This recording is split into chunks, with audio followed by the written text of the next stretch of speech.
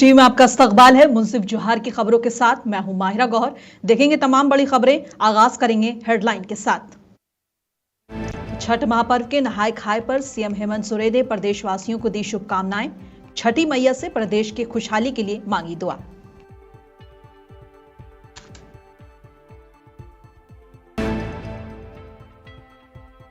CM Hemant ने चौथी सिर्फ सीनियर एथलेटिक्स चैंपियनशिप के आगाज पर जताई खुशी।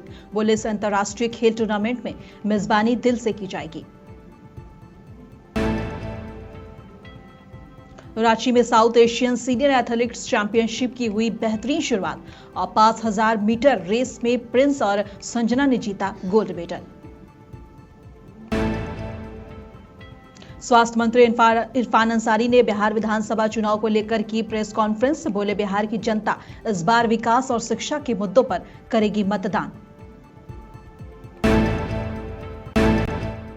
और मुख्यमंत्री हेमंत सोरेन और उनकी पत्नी विधायक कल्पना मुर्मू सोरेन ने महापर्व छठ पूजा के प्रथम अनुष्ठान नहाय खाए की समस्त प्रदेशवासियों को हार्दिक शुभकामनाएं दी हैं। सीएम हेमंत सोरेन ने अपने सोशल मीडिया एक्स पर लिखा है कि नहाय खाए के पावन अनुष्ठान के साथ लोक आस्था और सूर्य उपासना के महापर्व छठ पूजा का शुभकामनाएं। उन्होंने आगे कहा, ये महापर्व हमारे जीवन में शुद्धता, श्रद्धा, संयम, समर्पण, संकल्प, पर्यावरण और संरक्षण और सामाजिक एकता का अद्भुत संदेश देता है। छठी मैया और भगवान भास्कर से यही प्रार्थना है कि सभी व्रतियों और परिवारजनों को उत्तम स्वास्थ्य और सुख समृद्धि का आशीर्वाद दे। ये पर्व हमारे राज्य और देश में खुशहाली, सद्भाव और नई ऊर्जा का संचार करे। वहीं विधायक कल्पना सोरेन ने अपने सोशल मीडिया एक्स पर लिखा है कि 4 दिवसीय लोक आस्था का सूर्य उपासना का महापर्व छठ पूजा के पहले दिन नहाय खाए की शुभकामनाएं।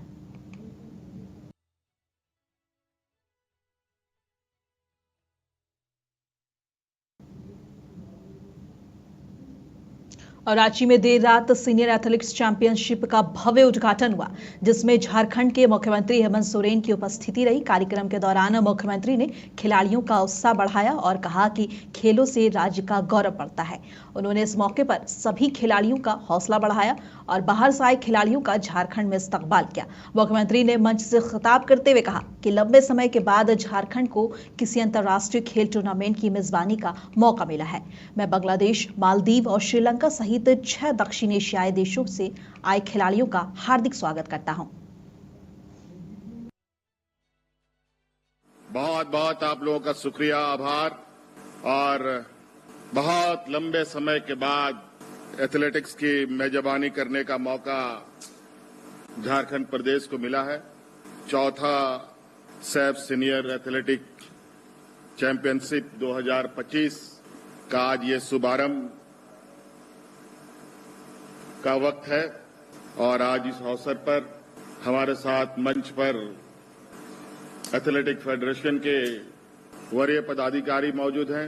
यहां हमारे साथ मंच पर विभागीय मंत्री भी उपस्थित हैं, स्वास्थ्य मंत्री भी उपस्थित हैं, कई सारे विधायकगण उपस्थित हैं, राज्य के सभी पदाधिकारी भी उपस्थित हैं और विशेषकर आज इस और रोचक बनाने के लिए जो विशेषकर विभिन्न देशों के, जिसमें भारत, बांग्लादेश, भूटान, मालदीव, नेपाल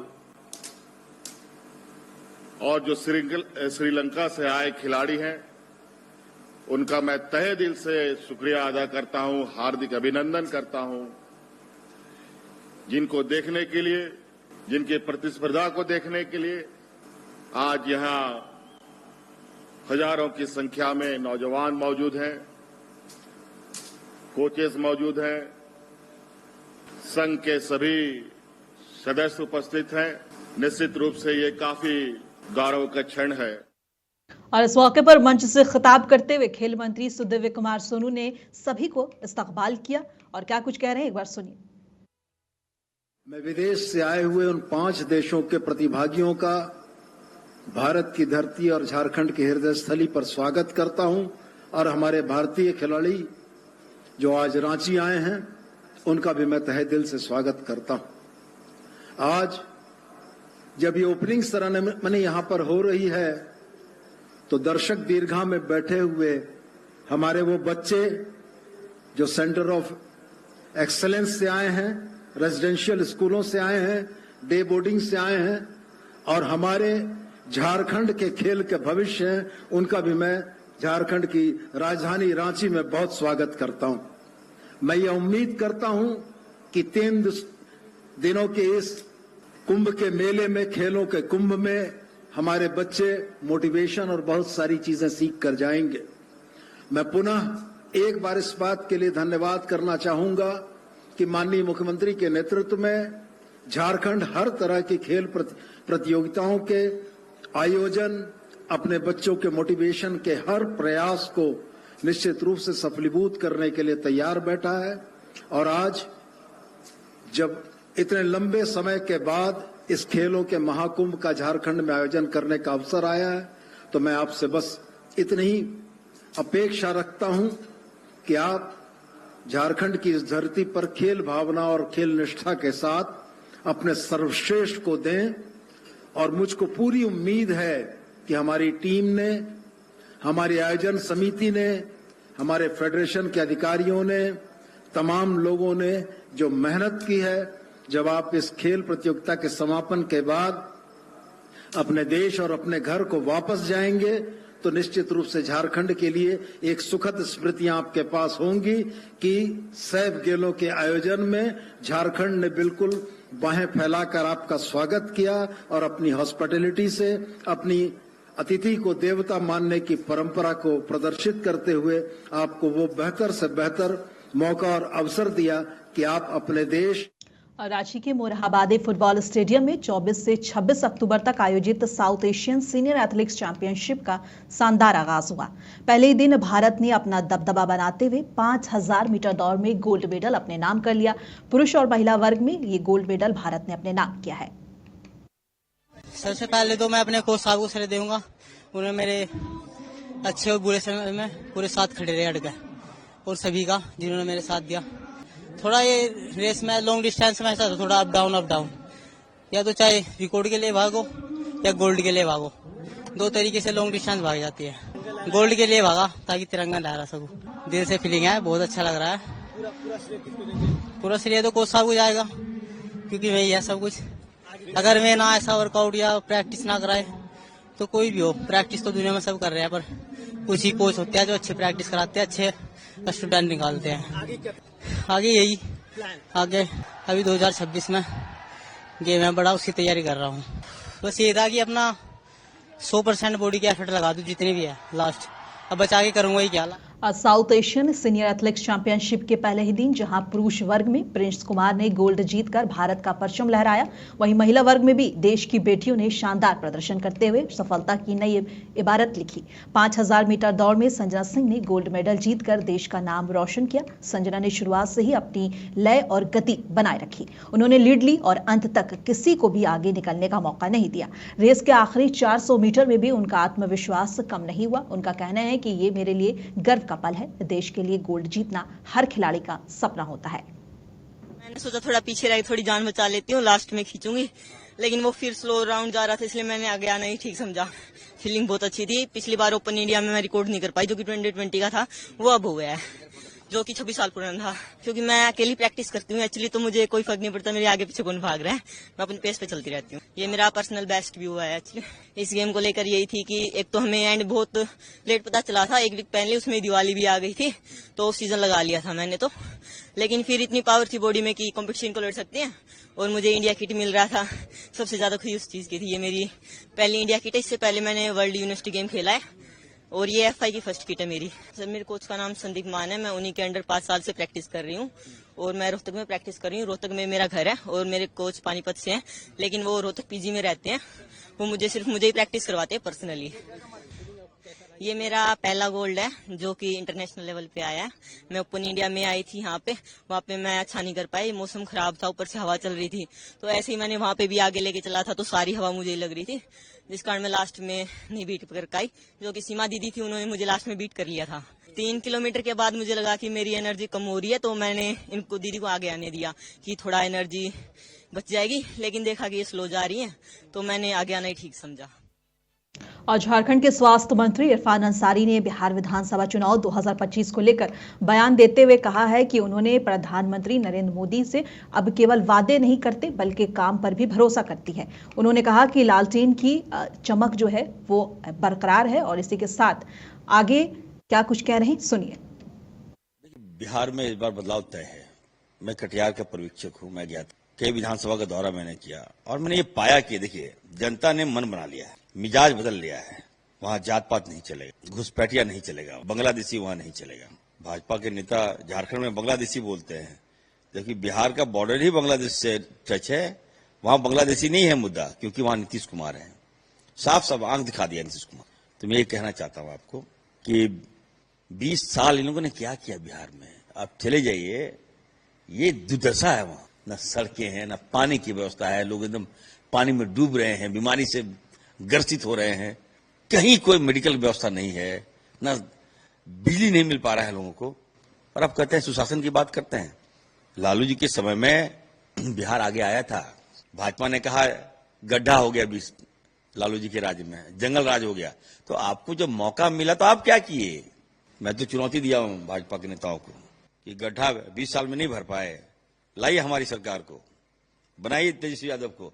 मैं 10 दिनों में बिहार के सारे गड्ढा को भर दूंगा। देखिए, मैं प्रधानमंत्री जी का बहुत रिस्पेक्ट करता हूं, लेकिन उनकी सभा में वो मैं करंट नहीं देख रहा हूं। लोगों में उत्साह जोश नहीं देख रहा हूं। भाड़े पे लोग आ रहे हैं वहां। और प्रधानमंत्री जी का ये कहना, मैं कल देख रहा था, उसके भाषण को सुन रहा था। सभी से उन्होंने मोबाइल का टॉर्च जलवाया और लोगों से पूछा कि ये बताओ कि लालटेन अच्छा है कि टॉर्च अच्छा है। मैं प्रधानमंत्री जी को पूछना चाहता हूँ, माँ बाप ने हमको पैदा किया, उस समय लालटेन नहीं था। देखिए, बिहार में इस बार बदलाव तय है। मैं कटिहार का पर्यवेक्षक हूँ। मैं गया था, कई विधानसभा का दौरा मैंने किया और मैंने ये पाया कि देखिए जनता ने। और रांची में जेएमएम नेता मनोज पांडे ने कहा कि घुसपैठियों का बीजेपी नारा है और ये जगह पीट रहा है। झारखंड में यही की जनता ने इसे पूरी तरह नकार दिया है और बिहार की किसी नेता का कोई चेहरा दिखाई नहीं दे रहा है। केवल बाहरी लोग वहां पर भर चुके हैं और ललकारने का काम कर रहे हैं। अब बिहार के लोग ये समझा देंगे कि कौन सा मुद्दा वहां प्रासंगिक है और क्या नहीं। देखिए, घुसपैठिए का इनका जो नारा है या जुमला है, ये हर जगह पिट रहा है। झारखंड में भी यहां की जनता ने पूरी तरह से इसे नकार दिया। बिहार में भी वही गलती ये कर रहे हैं, वहां भी लोग नकारेंगे। कौन है घुसपैठिया? गुजरात से आकर घुसपैठ तुम कर रहे हो और बोलते हो घुसपैठिया। बिहार के किसी नेता का कोई कहीं चेहरा दिख नहीं रहा है। बाहरी लोग भर गए हैं बिहार में आकर और बड़ी बड़ी बातें कर रहे हैं, बिहारियों को ललकारने का काम कर रहे हैं। तो समय और वहां के लोग ये समझा देंगे कि कौन सा मुद्दा वहां प्रासंगिक है या नहीं है। ये सिर्फ धार्मिक ध्रुवीकरण करना जानते हैं। और रांची स्थित बीजेपी कार्यालय में बीजेपी के प्रवक्ता प्रतुल शाहदेव ने एक प्रेस कॉन्फ्रेंस की। इस दौरान उन्होंने कहा कि देखिए, बिहार में जो कुछ हो रहा है वो बिल्कुल ठीक नहीं है। उन्होंने कहा कि आरजेडी में वापस लालटेन से बेहतर मौत चुनेंगे। जिस पार्टी में अपने ही घर में बड़े बेटा को अपमान किया जाता है, वहां पार्टी आम जनता की रक्षा कैसे कर सकती है। और तेज प्रताप ही एक अकेले ऐसे दिखते हैं जो पूरे कौरवों के खानदान में, कौरवों के कुनबे में थोड़े शरीफ से व्यक्ति दिखते हैं, जो दिल के अच्छे हैं और जिनको लगातार उनकी फैमिली ही टारगेट करती है। साहब, अब उनके साथ जो बेइज्जती हुई, परिवार का बड़ा बेटा जो होता है, अब वंशवादी परिवारों में तो उसे ही राजनीतिक विरासत मिलती है, लेकिन जिस तरीके से उनको अपमानित करके बाहर कर दिया गया और जिस तरीके से ये बात करते हैं कि नहीं साहब MY समीकरण है, तो अपने ही घर के जब यादों की ये रक्षा नहीं कर पा रहे, तेज प्रताप ने बिल्कुल सही कहा है कि मरना पसंद करूंगा, लेकिन उस परिवार में, उस कौरव वंश में वापस नहीं जाना पसंद करूंगा जहां उनको इतना अपमानित किया गया, इतना बेइज्जत किया गया। और तेज प्रताप ही एक अकेले ऐसे दिखते हैं जो। और घाटशिला विधानसभा उपचुनाव में नाम वापसी के आखिरी दिन कल एक निर्दलीय प्रत्याशी विक्रम कुश्कू ने अपना नाम वापस ले लिया। मुख्य निर्वाचन पदाधिकारी के रवि कुमार ने बताया कि अब चुनाव मैदान में कुल 13 उम्मीदवार हैं। घाटशिला उपचुनाव में आज नॉमिनेशन वापस देने के लिए अंतिम दिन है। 3 बजे तक एक नॉमिनेशन वापस लिया गया। अभी 13 कैंडिडेट अभी फाइनल हुआ। अभी फॉर्म 7 ये फाइनल हो चुका है। अभी अन्य प्रक्रिया प्रारंभ होगी। 45 घाटशिला उपचुनाव में आज नामिनेशन वापस। और सूर्य उपासना के महापर्व छठ को लेकर पूरे सिमडेगा जिले में भक्ति और उत्साह का माहौल है। घाटों और नदी के किनारे पर श्रद्धालु पूजा की तैयारी में जुटे हुए हैं। इस अवसर पर सिमडेगा डीसी ने बताया कि जिला प्रशासन की ओर से श्रद्धालुओं का सभी आवश्यक सुविधाएं उपलब्ध कराने के लिए पूरी व्यवस्था की गई है। उन्होंने कहा कि श्रद्धालु को किसी भी तरह की परेशानी का सामना न करना पड़े, इसके लिए प्रशासन पूरी तरह अलर्ट है और लगातार निगरानी कर रहा है। पूजा के लिए जो आवश्यक तैयारियां हैं, जैसे घाट निर्माण है, सड़क के किनारे फ्लाइंट का जो निर्माण है, या बारिश के कारण जो स्थिति खराब हो गई है, तो उनको देखते हुए निर्देश दिए गए कि ये सभी तैयारियां समय पूरी कर ली जाए। इसके अतिरिक्त श्रद्धालुओं के लिए जो चेंजिंग रूम्स हैं, शौचालय की व्यवस्था है, वो सब करने के निर्देश दिए गए हैं। साथ ही आम जनमानस को, साथ ही बड़ी संख्या में महिलाएं और बच्चे भी इस पर्व में शामिल होते हैं, और चूँकि एक ही समय रहता है, तो आम जनमानस को किसी तरह की असुविधा न हो, सुरक्षा की दृष्टि से किसी तरह का खतरा न हो, तो इसके लिए जो गोताखोरों की नियुक्ति है अथवा अन्य लाइट्स की व्यवस्था है, इन सब करने के लिए निर्देश। और लोक आस्था का महापर्व छठ आज नहाय खाए के साथ शुरू हुआ। इसे लेकर रामगढ़ पुलिस अधीक्षक ने विभिन्न छठ घाटों का निरीक्षण किया है। इस मौके पर पुलिस अधीक्षक ने बताया कि रामगढ़ के छठ घाटों पर जिला प्रशासन की ओर से सुरक्षा के पुख्ता इंतजाम किए गए हैं।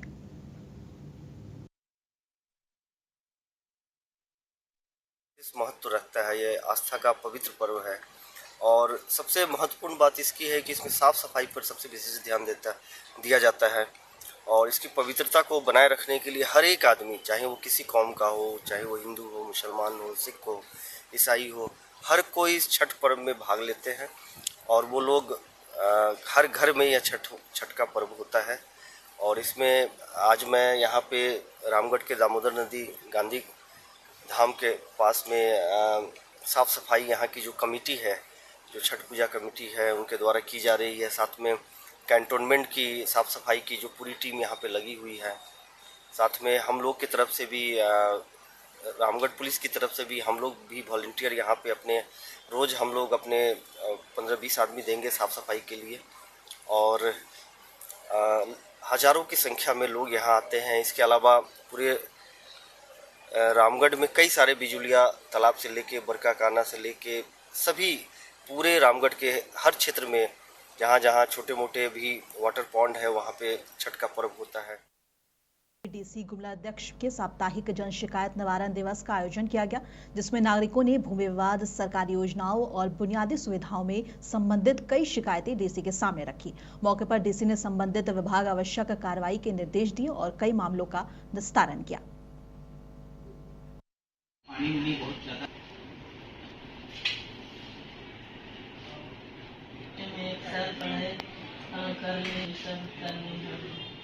पढ़ लिया, उसके बाद बोला कि तुम काला भगत नहीं हो, तो तुम्हारा एडमिशन कैसे होता, क्या है? और कोकराझार जिले के सालाकाटे पुलिस चौकी अंतर्गत नंदगुरुनी सुबह हुई मुठभेड़ में एक माओवादी ढेर हो गया। पुलिस अधीक्षक पुष्पा राज सिंह ने इसकी पुष्टि की है। मारे गए माओवादी का पहचान उकील हेम्ब्रिम के रूप में की गई है। कल रात को हमको एक खबर मिला था कि एक आर्म ग्रुप है विद सोफिस्टिकेटेड वेपन, वो नादानगुनी पहाड़ जो कोकराझार थाना के अंदर वहाँ छुपे हुए हैं और कोई एक बड़ी घटना करने के लिए प्लान कर रहे हैं।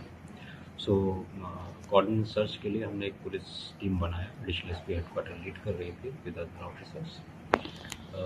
They started very early morning और 6 बजे के आसपास पुलिस टीम पे फायरिंग हुआ सामने से। Police also retaliated.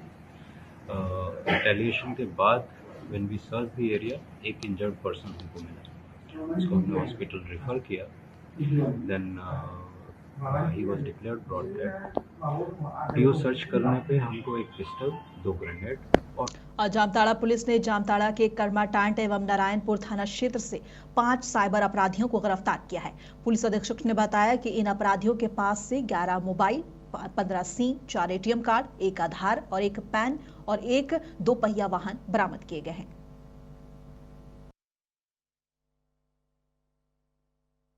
साइबर अपराधियों के खिलाफ में हम लोग अभियान चलाए हुए हैं और लगातार साइबर अपराधियों के विरुद्ध में हम लोग रेड जो है कंडक्ट कर रहे हैं। इसी आलोक में थाना प्रभारी मनोज कुमार महतो के नेतृत्व में 2 इंस्पेक्टर लगाए गए, प्रकाश सेठ और मनीष कुमार गुप्ता। इसके अलावा इस थाना में पदस्थापित हीरालाल माथुर के नेतृत्व में एक हम लोगों ने रेड आयोजन किया, जिसमें हम लोगों ने कुल 5 साइबर अपराधियों की गिरफ्तारी हम लोगों ने किया है। ये लोग नारायणपुर के तारा शेठिया के रहने वाले हैं और कारवाटाड़ के कुरवा के रहने वाले हैं। अभी कुल मिलाकर के ये लोग नारायणपुर इलाके में एक पत्थर खदान के पास में जो है ये लोग साइबर क्राइम कर रहे थे और रंगे हाथ इन लोगों को दबोचा गया है। और इनके पास में जब बरामदगी की गई है और जब विधिवत तलाशी ली गई है तो इनके पास से कुल मिला के 11 मोबाइल हैं और 15 फर्जी सिम कार्ड है, 4 एटीएम कार्ड है, 1 आधार कार्ड है, पैन कार्ड और 1 मोटरसाइकिल की जो है बरामदगी हम लोगों ने किया है। और जमशेदपुर के गोविंदपुर थाना क्षेत्र में जमशेदपुर पुलिस ने रिंकू सेठ गिरोह के 4 अपराधियों को गिरफ्तार कर एक देसी पिस्टल, 2 जिंदा कारतूस और 1 खोखा बरामद किया है। आरोपियों ने जंगल में किसी बड़ी वारदात की साजिश रची थी, जिसे सर्च ऑपरेशन में नाकाम कर दिया गया।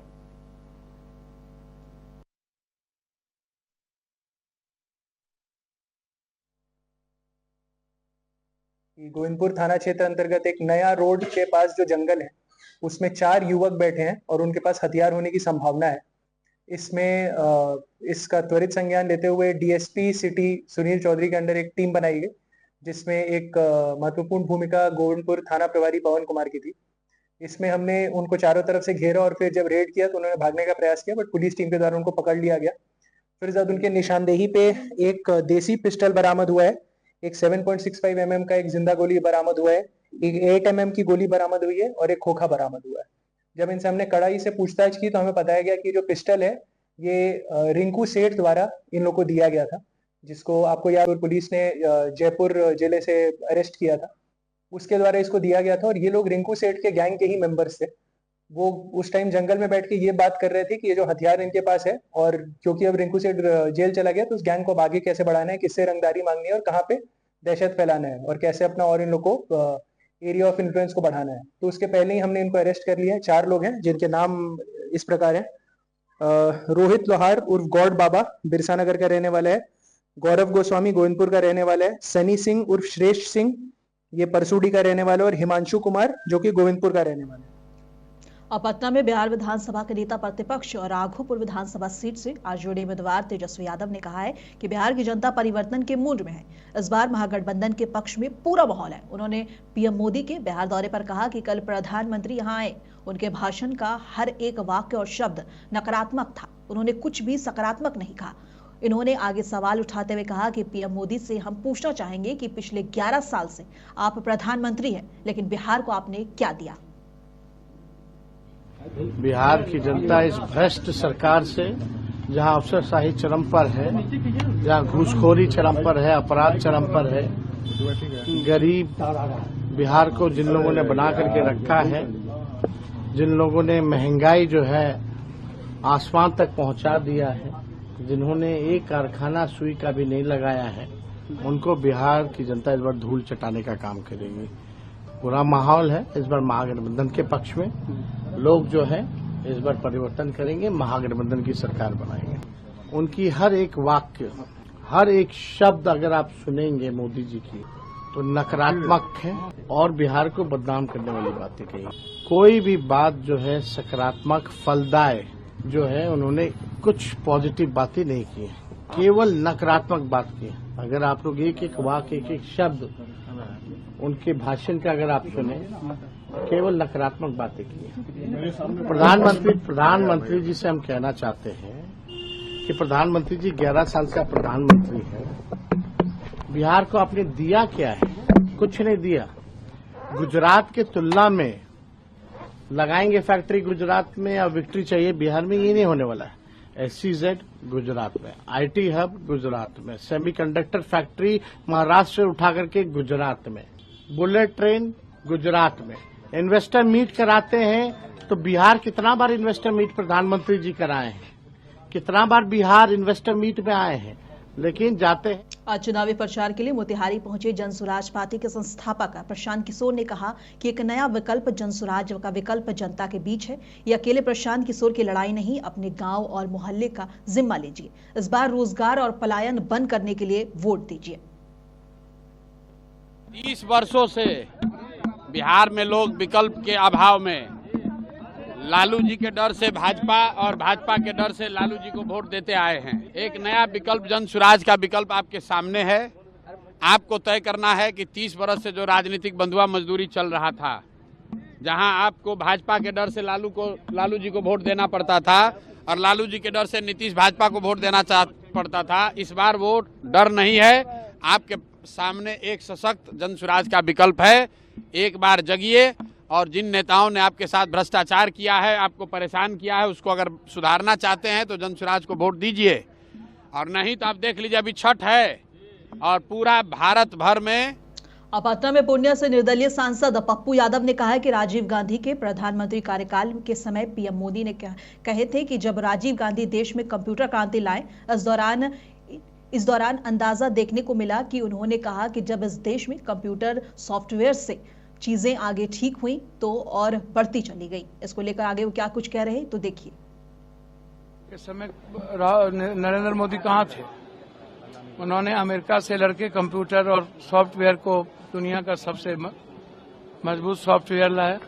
राजीव गांधी विद्युत परियोजना, राजीव गांव कौन ले गए? दूसरी तरफ वो कह रहे हैं कि रील्स तो हमारे बच्चे बना रहे हैं पूरी दुनिया में, इसमें बीजेपी और सरकार की तो कोई भूमिका नहीं है, और रील्स का पैसा अमेरिका से आ रहा है, इसमें भारत की कोई भूमिका नहीं है। तो ये कितना झूठ बोलेंगे, जुमलेबाजी करेंगे, ये तो मुझे समझ में नहीं आता है। सारी देन कांग्रेस, राजीव गांधी, मनमोहन सिंह। और यहाँ रुकेंगे और मुंसिफ जोहार की खबरों में बस इतना ही। कल फिर मिलेंगे इसी वक्त, तब तक के लिए देश दुनिया की तमाम खबरों के लिए बने रहें मुंसिफ टीवी के साथ।